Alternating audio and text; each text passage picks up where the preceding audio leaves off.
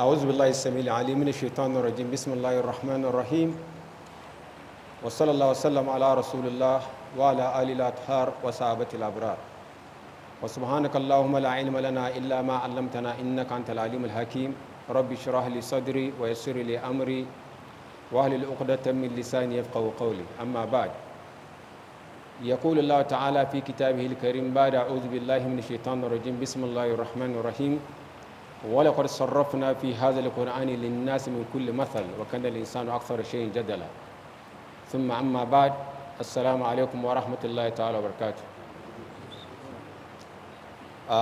We thank Allah subhanahu wa ta'ala for this day, and we thank Allah subhanahu wa ta'ala for everything. It's very important that from the outset I point this out. You know, if you're giving a lecture and you're comfortable, so which means you can do justice to the topic. But it was said that Imam Shafi was once delivering a lecture, and all of a sudden he started stuttering. So people wondered what happened, and he said one of his sheikhs just entered, so he kind of like overwhelmed. So let me just say it from now that I'm a little bit overwhelmed because I'm sandwiched between our Imam and our engineer. So you can see the pressure on me. So if I fumble a little bit, just bear with me. Allah subhanahu wa ta'ala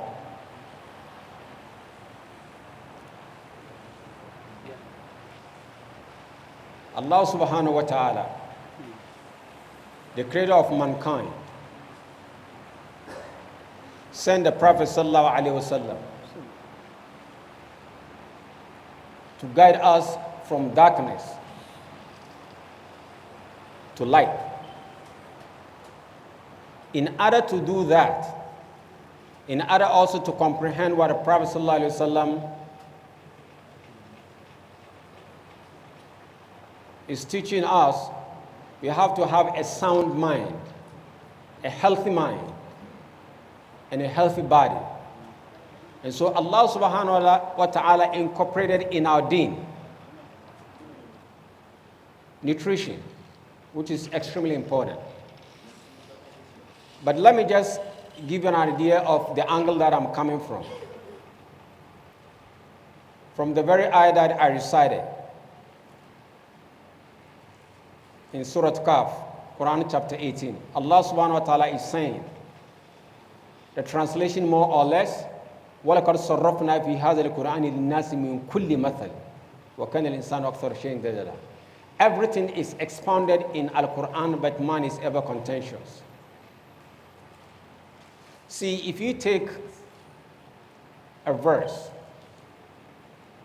for instance, in Surah Maryam, Quran chapter 19, verse 25, Allah subhanahu wa ta'ala told Maryam alayhi salam, بعد أعوذ بالله من الشيطان الرجيم وهزي إليك بجذع النخلة تساقط عليك رطبا جنيا. Shake the trunk of the palm tree towards you, and then you will have dates to feed yourself from. Now Fuqaha will look at this ayah, and they will tell you that the fact that Allah subhanahu wa ta'ala is telling Maryam, even in her situation as a pregnant woman, that she should shake the tree. So which means you have to put in the human effort and then depend on Allah subhanahu wa ta'ala. You can't just sit in your room. Oh Allah subhanahu wa ta'ala, Ya Razak, Arzukuni. You have to go out there, put in the work, and then expect Allah subhanahu wa ta'ala to do the rest. Bi-idhnillah. And so from this ayah, the fuqaha will look at it that you need to put in an effort in order to get the results. And that's why Allah subhanahu wa ta'ala informs us about Musa alayhi salam. بعد أعوذ بالله من الشيطان الرجيم وإذ استسقى موسى لقومه فقلنا اضرب بعصاك الحجر. When Musa alayhi salam sought to feed his people, to give them water, Allah subhanahu wa ta'ala didn't just bring down the water. There must be the human effort. So he told Musa alayhi salam to strike the rock with his stick. The stick can't do anything. It's just like between him and Pharaoh. He has to part the sea with his stick. It's not a stick doing it, but he has to put in an human effort. So the fuqaha will look at this ayah purely from the fiqh angle, and then they tell you this is a proof that in order to do something, you have to do your human part. Now, if you look at the same ayah, if you are into comparative religion, rutab is a form of date that can't be found in December. And if Allah subhanahu wa ta'ala is telling Maryam alayhi salam that this is the type of dates she's gonna get, which means Jesus was not born in December, as it is widely believed. And so if you look in the Bible, in the book of Mark, chapter 2, verse 17 to 14, it wraps up about the birth of Isa alayhi salam. And it says that at the birth, there were shepherds looking out for their flock. In December, they don't do that. So this is a proof. From this ayah, you can extrapolate that Jesus was not born in December. So which means the idea of Jesus, even the Christian scholars have questioned whether Jesus was born in December. If you look at it from the angle of comparative religion, you can actually have a proof that Jesus was not born in December, because rutab mentioned here cannot be found in December, and here is a verse from the Bible confirming that. But our topic today is Quranic nutrition in the light of modern diseases. So we're going to look at this lecture, everything that we're going to say from another angle. And that is purely from the medical point of view. Whether you want to call it from the lenses of Tibb al-Nabawi or prophetic medicine is fine. But this ayah, if Allah subhanahu wa ta'ala is telling Maryam alayhi salam to actually eat from dates at the time of birth, the question is, what has dates got to do with childbirth? I don't know if you're still with me. Because there is a link. Of all foods, Allah subhanahu wa ta'ala chose her dates. Modern studies is telling us that this actually helps women that way to give birth. And after birth, it helps them with fast recovery.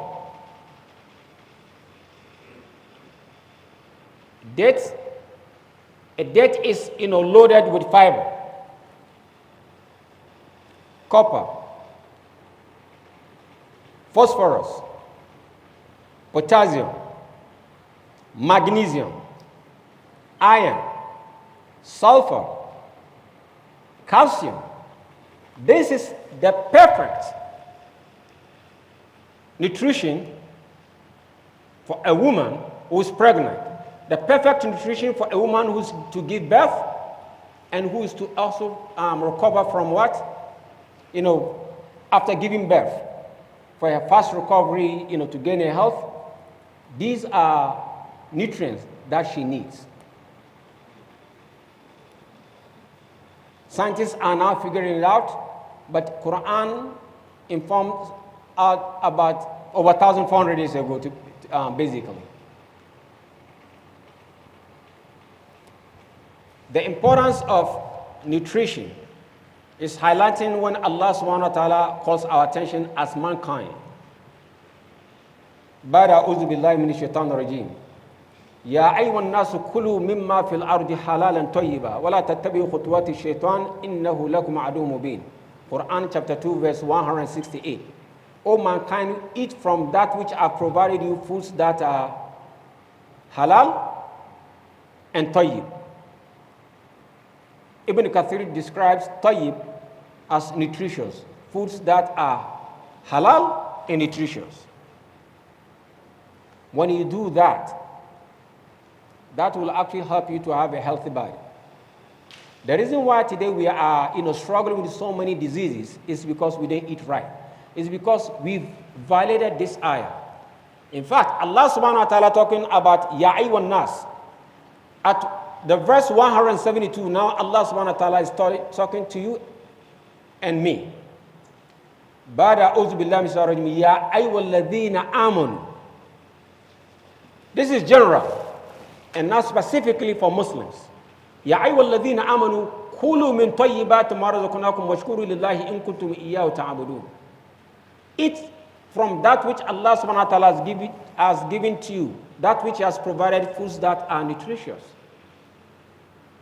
And be grateful to Allah subhanahu wa ta'ala if you are indeed submissive to Him.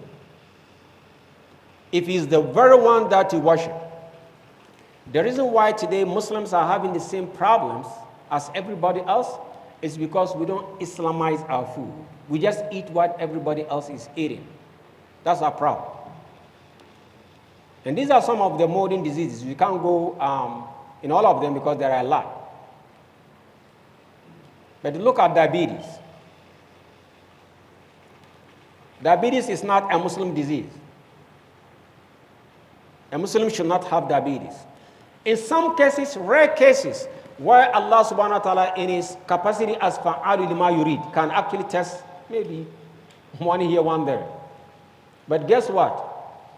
Among the 10 countries, the leading 10 countries in diabetes, 7 are Muslim countries. Why? Why?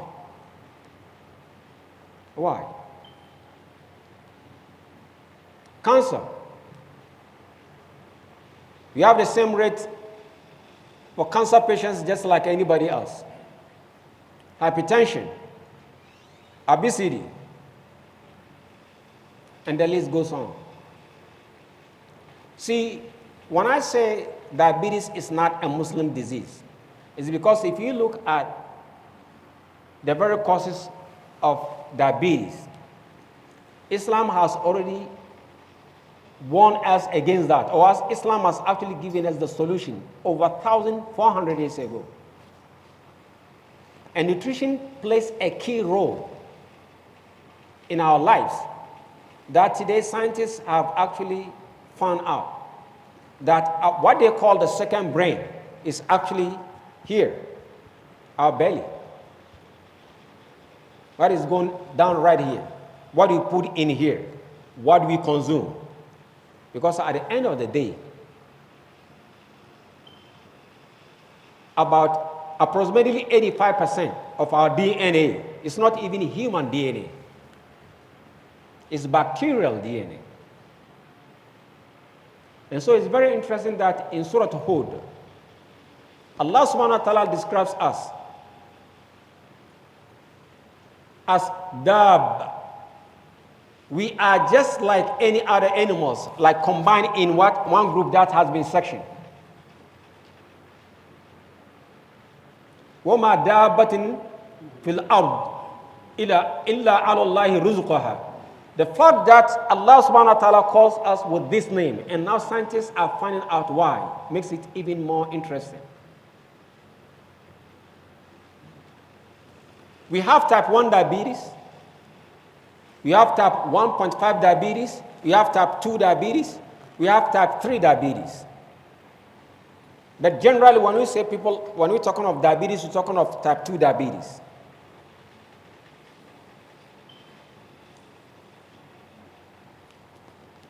What are the causes of diabetes? Eating the wrong foods. If you eat highly processed food,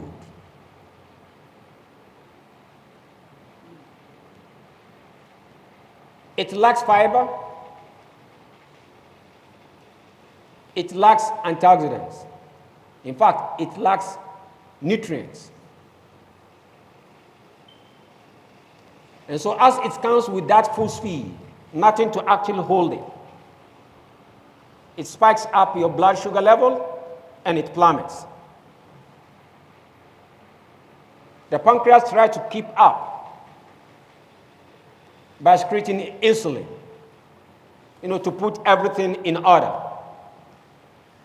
Day in, day out, year in, year out.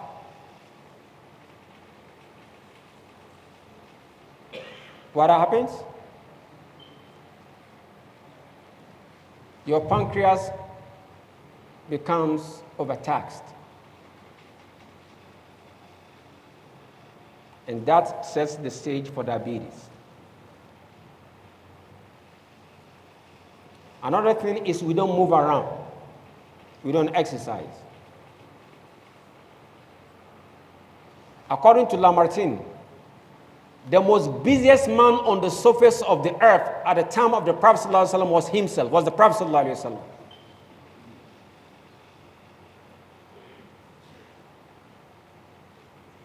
The Sahaba, I've said it and I'm repeating it.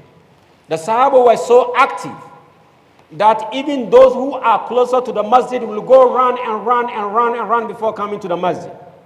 So by walking, they're burning glucose, they're gaining health, and above that, they're gaining reward to come to the masjid. Today we try to come, we park our cars as close as possible to the masjid, so we don't walk. And as you eat, what happens? So now you have calories to burn. And the way to burn is to move around. We don't. The way to actually burn it is also to read. We don't. Isn't it the very first? Sure. I think it's the very first verse. In the very first command, Iqra. Read. And it's not even a choice, it's a command. We don't read. Walk. We don't walk. Allah subhanahu wa ta'ala pinpoints that.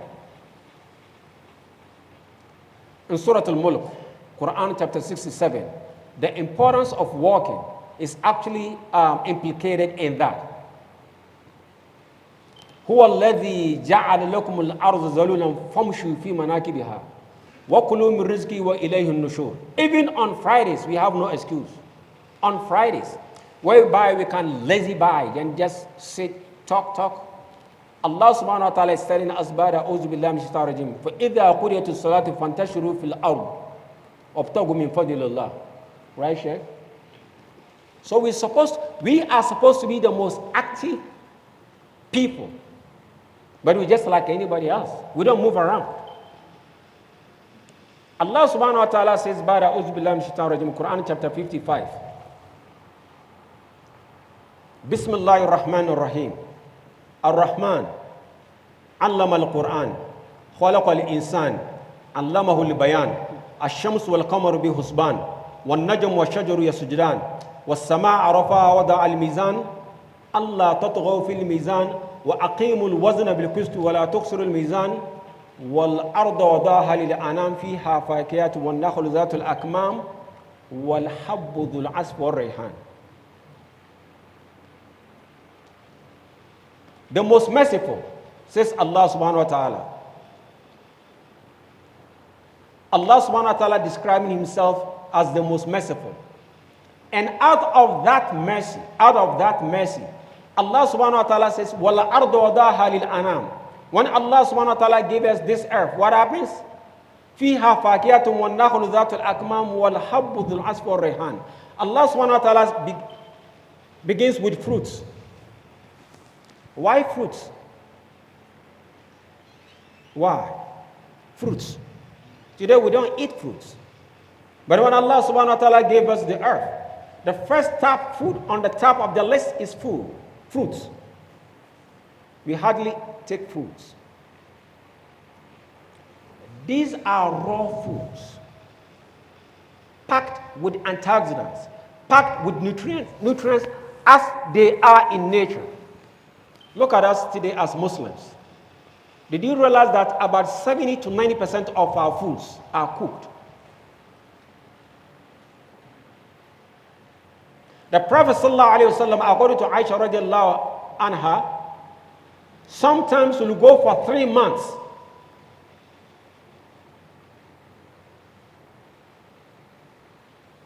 on cooked foods. 3 months. So which means no meat for 3 months.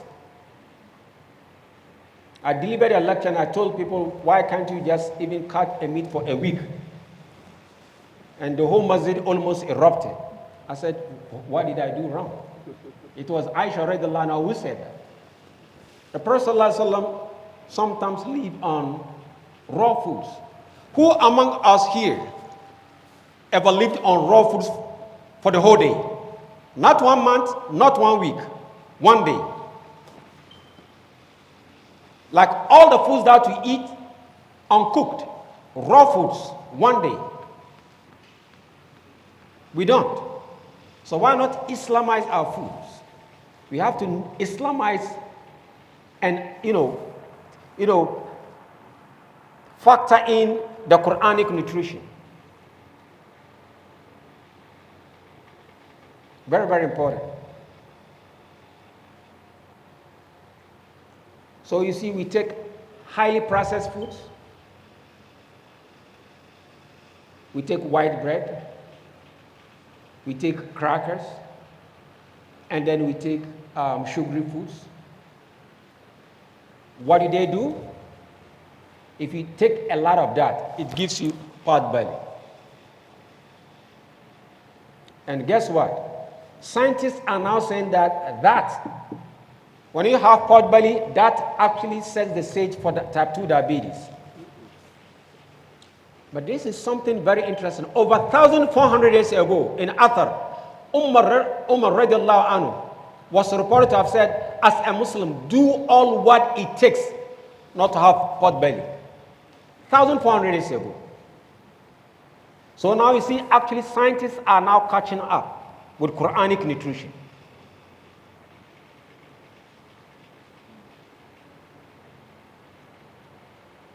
And once a person has diabetes, with time it affects his nerves. So you develop diabetic neuropathy. So as you see the legs, this burning sensation that you have, it affects you as a man. It affects the eyes. It affects the kidneys. And the list goes on. One disease. And see how it permeates the whole body. But by simply eating right, when Allah subhanahu wa ta'ala mentioned about whole grain, why do you want to polish it? And that's why we don't like fibrous foods. Who among us eat barley?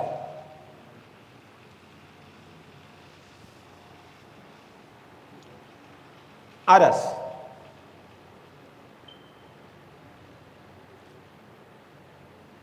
How do you call others in Hausa? Or is just others? Just others. Others. Very, very nutritious. Very, very nutritious. It's packed with fiber. In fact, it helps fight cholesterol. We don't like that.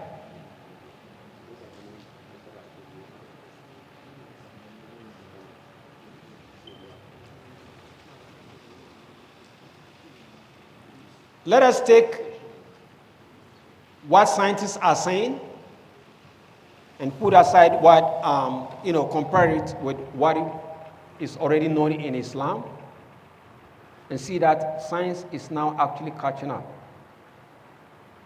Because Quranic nutrition is superior.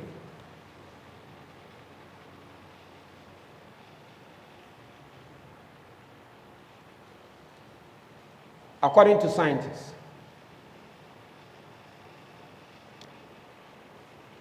one way to actually protect your heart, the heart, which is one of the commonest diseases, heart problems. In fact, I don't know about the statistics here, but in America, for every 33 seconds, a person dies of heart disease. 33 seconds.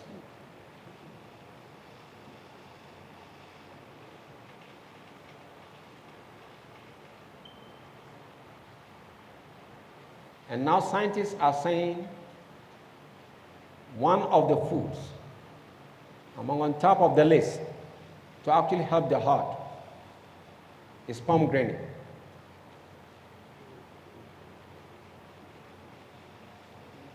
But isn't it the same food that Allah subhanahu wa ta'ala mentions in Surah Ar-Rahman?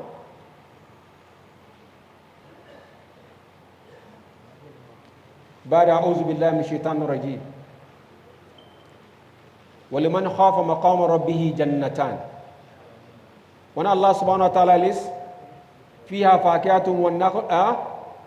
وَنَخْلٌ وَرُمَّانٌ. Right? Rumman is what? Pomegranate.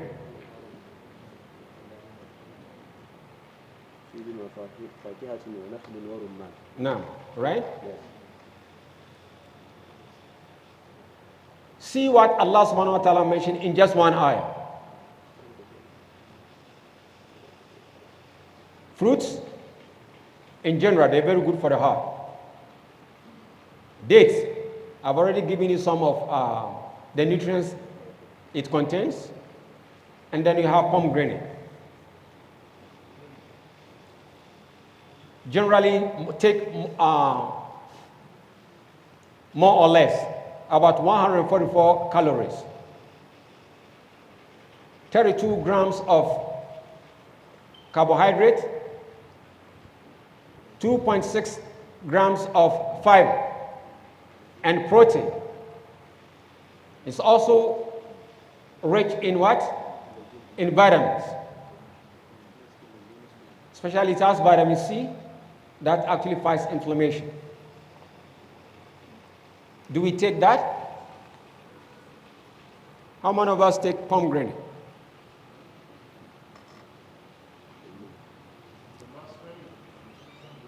Naam? Rumman. In fact, studies show that they are among fruits on top of the list that actually fight cholesterol, which, as you know, we have the HDL or high density lipoprotein and the LDL, the low density lipoprotein, or what they call the bad cholesterol. You know, we know their contribution to what? To heart disease. And this is Rumman actually helping to protect your heart. Mentioned in Al-Quran. You don't have to wait for science. The fact that it's mentioned in Al-Quran, which it makes it a superfood. Now scientists are saying that it's a superfood, but it's already mentioned in Al-Quran. We don't even need scientists to tell us that. But we just don't take them. So that's the problem. Talking of cholesterol, we have olive oil. So powerful that Allah subhanahu wa ta'ala in his description actually mentions it in Surah Nur, Quran chapter 24. And Allah subhanahu wa ta'ala even swears by that. Watin was zaytun. Allah subhanahu wa ta'ala swears by the fig and the olive. And yet we don't take olive. What are the common fritol and vegetable oils and stuff? That's what we take here, right? And then we compound it with maishan or whatever. This is he said, take this. I said, what is it? He said, maishan. I said, okay, good luck. We take all that contribute to cholesterol and it gives us problem, and that which actually, protect us from cholesterol mentioned in Al-Quran and Hadith, we don't take those. In fact, studies are now telling us about the importance of olive oil when it comes to cholesterol, when it comes to our heart, when it comes to diabetes, when it comes to cancer. And that's why some people have now found a secret. Right in the morning, they take it first thing in the morning. What do you think the Italians are considered the most healthiest of all Westerners. What is their secret? The Italians. They consider the most healthiest among the Westerners. Why? You ready for this? Because they consume olive oil the most, and they drink what? Wine the least. As Muslims, you don't need a rocket scientist to tell you this. Allah subhanahu wa ta'ala mentions olive, and he swears by it. And Allah subhanahu wa ta'ala haramized alcohol. Why we must be the healthiest people on the surface of the earth, but we don't. And that's very, very unfortunate.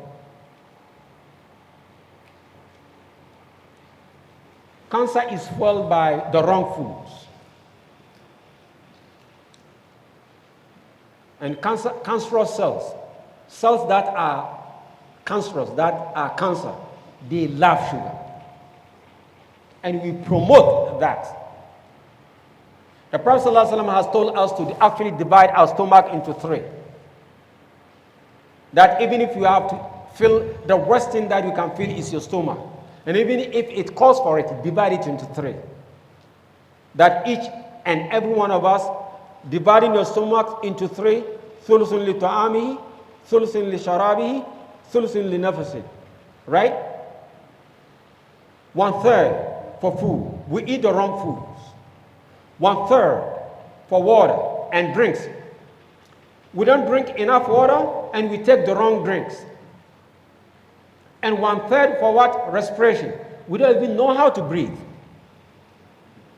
If you look at us, we breathe shallow. We just breathe. Did you know that when you breathe naturally, you take in air and then you expel it? Try it when you pray. As part of, that concentration that you have, the khushu. You take in deep breath, you inhale, and you exhale. And see how you feel. Right after salat. Right after salat. The Prophet ﷺ telling us to actually divide the stomach into three. 1 for food. We eat the wrong foods. Too much cooked foods. Too much processed foods. Too much packaged foods for comfort. Drinking, we take soft drinks. In fact, I told brothers, I say, if you are a married man, and if you're taking sugary foods, you're not being fair to your wife. You know what I'm talking about. There is no way that you'll be taking sugary foods, sugary drinks, and be the same man. It's impossible. If you want to switch, take water. وَجَعَلْنَا مِنَ الْمَاءِ كُلَّ شَيْءٍ حَيٍّ. Just take it like that, water, and put all these drinks aside for the next 1 week and to 2 weeks. See what happens. At night you become different. You have the energy. And it also helps you to flush toxins. It helps you when you go to the bathroom, you don't have to strain. It helps you lose weight. It helps fight cancer. Water, just water. But sometimes the whole day, a Muslim will drink only this. So where does this ayah in Surah Al-Anbiya, وَجْعَلْنَا مِنَ الْمَاءِ كُلَّ شَيْءٍ حَيٍّ, where does it fit in? When you are about 70 to 80% water yourself, even your bone has water. And that's why I was telling some brothers, as sometimes people go for medication, maybe constipation, piles, blurry eyes, hypertension, And sometimes it's just that they are dehydrated. And you don't have to wait to be thirsty. If you are thirsty, which means your kidneys are now complaining to the brain that we need water, it's a signal. So if you drink water after you are thirsty, which means you are already dehydrated. So you have to keep on replenishing your system with water, because that's basically who you are. You are basically water, a bag of water, so to speak. And yet we don't drink enough water. And so when Allah subhanahu wa ta'ala is telling us to eat right, please, before we eat food, let us ask ourselves, is it halal?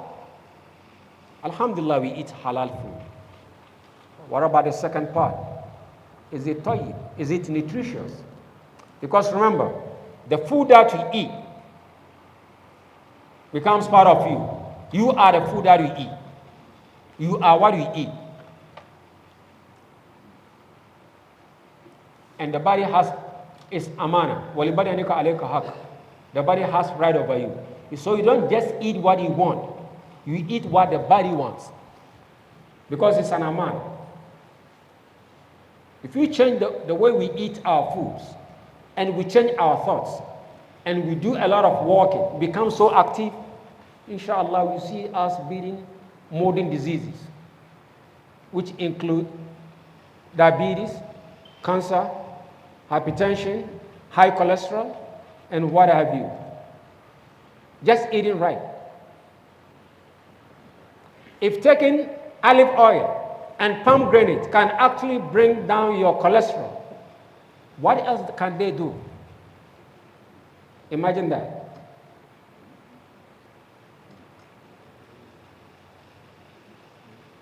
And so in a nutshell, because I've told my sheikh, I said I will want to shorten the lecture so that we can interact, ask questions. But basically, if we will eat right, drink enough water, get away with the wrong drinks, and eat only what we need. Because sometimes, at the back of our minds, we must eat 3 times. No. And that's why the Prophet ﷺ was reported to have said, the worst thing that you can do is to feed your stomach. Some people actually don't want to even have the idea of hunger, so they keep on eating. But that is not Islam. That is part of our training that we fast. When you fast, it actually helps the body to detoxify itself. And so a Muslim should have that, ability to eat less. Once in a while, fine, but all the time, sometimes we eat even when we are not hungry. When we are not hungry, we still eating. In fact, sometimes the body will be fighting some microbes, some viruses. And so the body will actually communicate with the brain. We have 2 hormones. The ghrelin, that is, which is in between to actually, incite hunger and other things. The body will the brain will actually clench on that, because the body is busy fighting some infection or some viruses. So they don't want distraction. If you actually eat, the body now is forced to actually use part of that energy to concentrate on churning the food. And in so doing, you are not actually helping the body. So what do? Whenever you are not hungry, even if it's lunchtime and you're not hungry, just don't eat. You don't need it.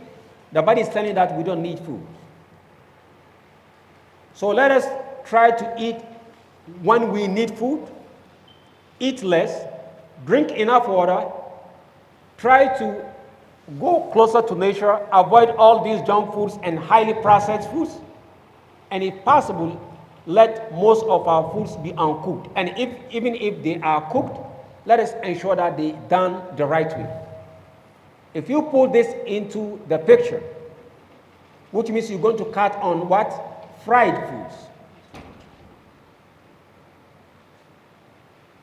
Sheikh, I don't know if, even in my research of prophetic nutrition, I couldn't find anywhere that the Prophet ﷺ write fried foods. You, the sheikhs, fried foods. You see, when you fry your food, you've actually completely changed the food. Completely. And that can actually have, the byproducts can be what is called AG, advanced glycation end products. And that is not good for your health. Once in a while, fine. But some of us make sure that every day they eat fried foods, a lot of meat, and subhanAllah, sometimes while eating meat, I've seen it, while eating meat, the person will also be drinking soda, soft drink. That's a disaster. You don't do that. You don't do that. Look at the way the Prophet ﷺ put it. Thuluthun لطعامه وثلث لشرابه. So it implicates or it indicates that it's not about the combination.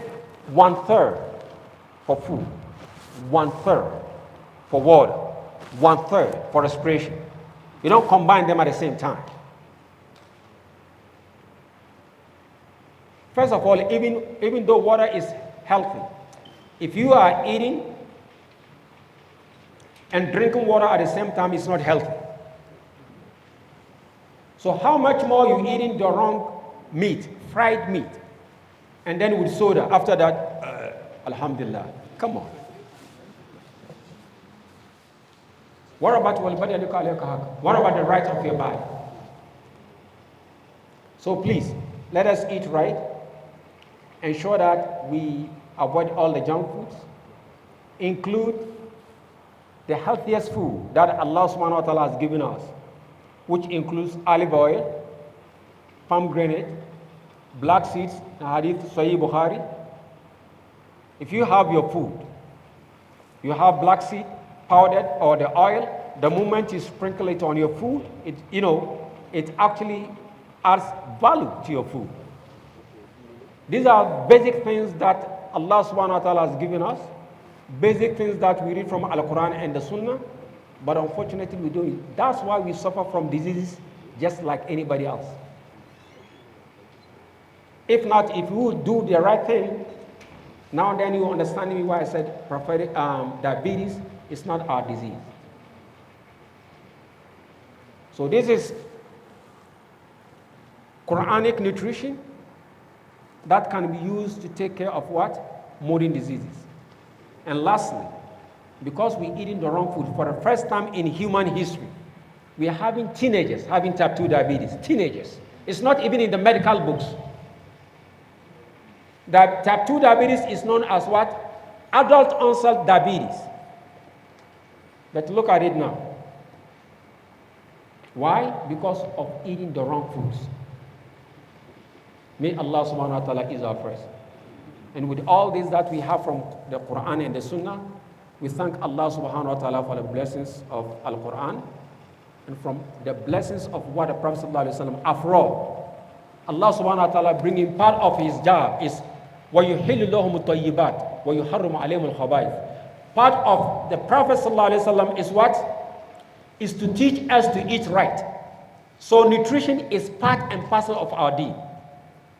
وَيُحَرِّمُ عَلَيْهِمُ الْخَبَائِثِ.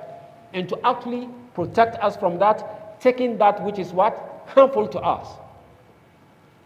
So this is part of our deen that we should be conscious when we come to eat and eat right. May Allah subhanahu wa ta'ala ease our first. And we thank for Allah subhanahu wa ta'ala for the name of Al-Islam. Wassalamu alaikum wa rahmatullahi ta'ala wa barakatuh. Wa alaikum assalam wa rahmatullahi wa barakatuh.